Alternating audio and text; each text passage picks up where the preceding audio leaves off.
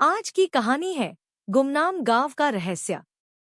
एक सस्पेंस भरी कहानी जो सुनने वाले को अंदर तक हिला देगी। रात के करीब 9 बजे थे। सौरभ और नेहा, जो एक यूट्यूब ट्रैवल चैनल चलाते थे, एक पुराने किले की शूटिंग करके लौट रहे थे। दोनों बहुत थक चुके थे और जल्दी घर पहुंचना चाहते थे। नेहा ने गूगल मैप खोला और एक शॉर्टकट रास्ता देखा। बिना ज्यादा सोचे उन्होंने वही रास्ता पकड़ लिया। रास्ता घना और सुनसान था। दोनों ओर ऊंचे ऊंचे पेड़ और कहीं कहीं धुंध जैसी हल्की सफेदी दिख रही थी। तभी कार की हेडलाइट एक जर्जर बोर्ड पर पड़ी। उस पर लिखा था, स्वर्गपुर 5 किलोमीटर। नेहा ने हैरानी से कहा, स्वर्गपुर? ये कौन सा गांव है? मैंने कभी नहीं सुना। सौरभ हंसते हुए बोला, नाम तो बड़ा फिल्मी लग रहा है, चलो देखते हैं। अचानक कार झटके से बंद हो गई। सारी कोशिशों के बाद भी स्टार्ट नहीं हुई। मोबाइल नेटवर्क भी चला गया। मजबूरी में दोनों पैदल ही उस गांव की ओर बढ़ने लगे। गांव में घुसते ही उन्हें कुछ अजीब सा महसूस हुआ। एक अजीब सी शांति, जैसे वहां जिंदगी ही न हो। रास्ते सुनसान थे, घरों के दरवाजे बंद थे, पर एक पुराना मंदिर खुला हुआ था। मंदिर के बाहर एक बूढ़ा बाबा बैठा था।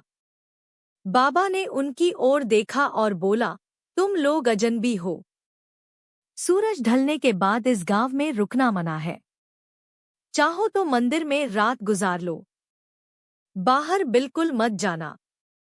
नेहा ने घबराकर पूछा, पर क्यों बाबा? बूढ़ा बस मुस्कुरा दिया और बोला, रात को ये गांव नहीं रहता बेटा। रात होते होते आसमान काला हो गया। मंदिर के अंदर वो दोनों चुपचाप बैठे रहे। लेकिन रात के ठीक 12 बजे मंदिर के बाहर किसी लड़की के चीखने की आवाज आई। नेहा डर गई, पर सौरभ उठ खड़ा हुआ। बाबा ने उसे रोका, बाहर मत जा। अगर गए तो वापस नहीं आ पाओगे। मगर सौरभ ने अनदेखा किया और मंदिर से बाहर चला गया। बाहर एक सफेद साड़ी में लड़की खड़ी थी।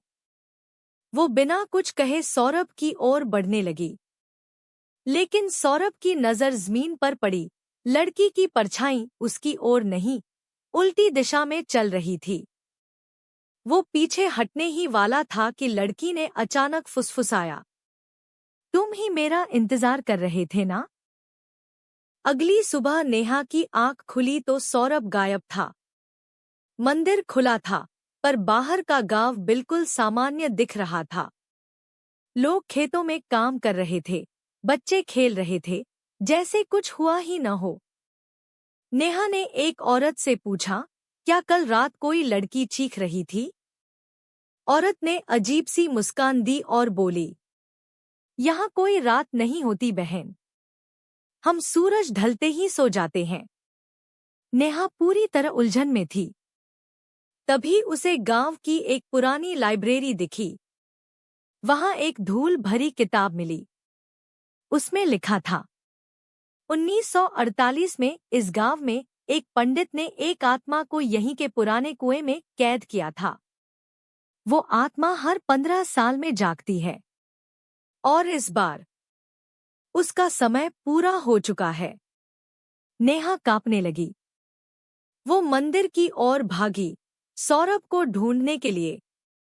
लेकिन मंदिर के बीचों बीच जमीन पर ताजा खून की लकीर बनी थी और वहां सिर्फ एक लाल चुनरी पड़ी थी।